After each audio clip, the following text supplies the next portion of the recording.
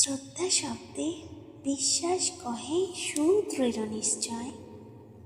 কৃষ্ণে ভক্তি कोइले सर्वकर्म कृत है। श्री चैतन्य चरितामृत में ये कहा गया है, विश्वास मतलब कोई एक चीज में सुमहान अविचल आस्था।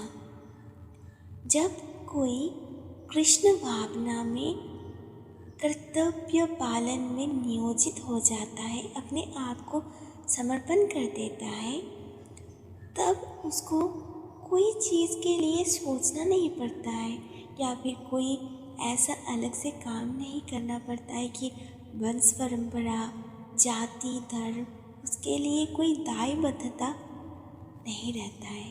कब कहाँ क्या हो जाए ये किसी को नहीं पता। 7 साल का रिलेशन जब शादी में बदल जाता है तब उस टाइम पे लगता है कि इससे बड़ा सक्सेस कुछ है ही नहीं, इससे बड़ा अचीवमेंट कुछ है ही नहीं लाइफ में। इस खुशी के लहर में लहराते लहराते कैसे 3 साल बीत गया पता ही नहीं चला प्रियदर्शिनी को। कहते हैं ना कि सुख के बाद दुख आता है, दुख के बाद सुख आता है।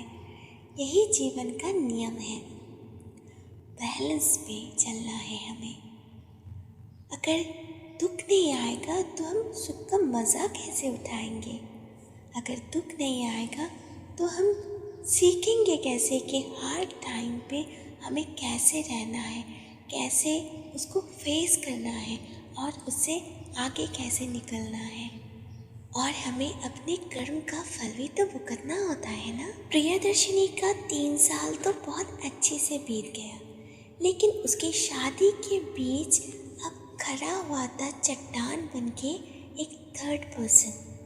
उसे अपने हस्बैंड में एक अलग ही झलक नजर आने लगा। उससे ठीक से बात नहीं करता था, इग्नोर करता था। जब भी प्रियदर्शिनी बात करने जाती थी, घर लेट से आना शुरू हो गया था, बिना बताए घर से निकल जाता था और ज़्यादा से ज़्यादा टाइम फ़ोन पर लगा रहता था। प्रियदर्शिनी को जब समझ में नहीं आ रहा था तो उसने अपनी माँ को कहा कि ऐसी ऐसी बात है।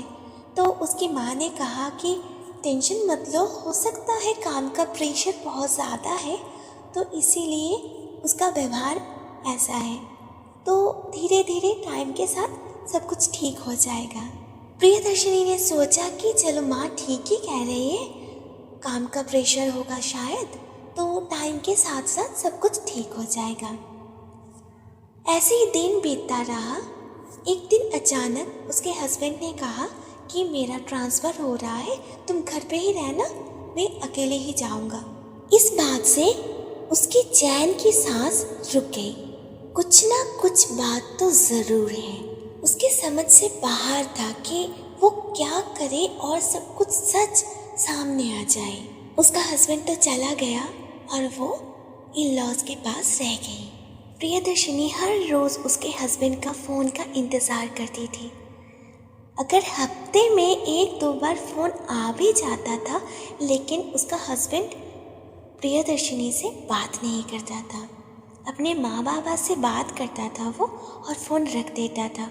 जब भी वो फ़ोन लेने जाती थी तो कुछ बहाने बना के वो फ़ोन काट देता था। 2.5 महीने चुपचाप बिता लिए उसने, लेकिन अब वो चुप बैठने वाली नहीं थी। उसने अपने इन-लॉज़ को सारी बात बताई। उसके इन-लॉज़ भी उनके बेटे में जो बदलाव आया है उन लोगों को नज़र आया था। उसके सास ससुर बहुत ज़्यादा सपोर्टिव थे, तो इस बारे में कुछ ज़्यादा दिक्कत नहीं हुआ उसको। एक दिन अचानक तीनों मिलके उसके हस्बैंड के पास चले गए और वहाँ जाने के बाद उन लोगों को सच्चाई का पता चला। सच्चाई जानने के बाद प्रियदर्शिनी के सर पे आसमान टूट पड़ा, पैरों तले ज़मीन सरक गई, क्योंकि सच्चाई इतनी ही कड़वी थी और इतना दर्दनाक था उसके लिए। 7 सालों से उसने जिसे प्यार किया और अपना सब कुछ मान के शादी करके 3 साल बिता भी लिए और वो इंसान आज बोल रहा है कि वो शादी कंटिन्यू नहीं कर सकता, वो उसके साथ रहना ही नहीं चाहता है, क्योंकि उसके हस्बैंड ने मान लिया कि वो किसी और से प्यार करता है और वो इस शादी से निकलना चाहता है और उसके साथ शादी करना चाहता है। उस थर्ड पर्सन उस लड़की को पता था कि जिसके साथ वो रिलेशन में है वो ऑलरेडी शादीशुदा है। प्रियदर्शिनी और उनके इन-लॉज एक दिन उस लड़की को मिले और उन लोगों ने बताया कि उसके हस्बैंड ऑलरेडी शादीशुदा है, तो तुम यहीं पे ये रिलेशन ख़त्म कर दो। उसको कन्वेंस किया, लेकिन उस लड़की ने बताया कि प्रियदर्शिनी के जो हस्बैंड है उसने उसे बताया वो इस शादी से खुश नहीं है। उस लड़की ने बताया वो लोग सोशल मीडिया में मिले थे और करीब 1 साल हो गया उनका रिलेशन। किसी भी तरह से वो लड़की ये रिलेशन ख़त्म करना नहीं चाहती थी। वो अपने घर पे भी इस रिलेशन के बारे में बोल चुकी थी और इसीलिए उसका हस्बैंड मतलब प्रियदर्शिनी का हस्बैंड चाहता था कि जल्दी से डिवोर्स हो जाए और वो इस लड़की के साथ शादी कर ले। इस दलदल में फंसी हुई प्रियदर्शिनी के लाइफ में एक चमत्कार हुआ।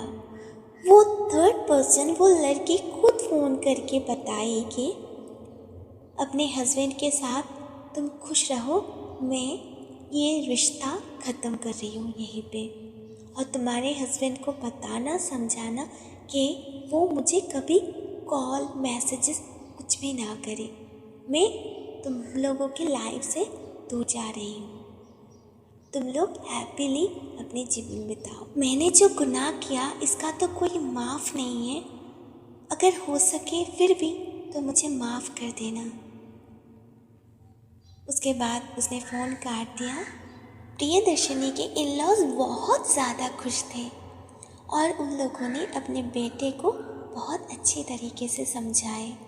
2 दिन बाद वहाँ से चले गए, लेकिन प्रियदर्शिनी को अपने हस्बैंड के पास रख के गए।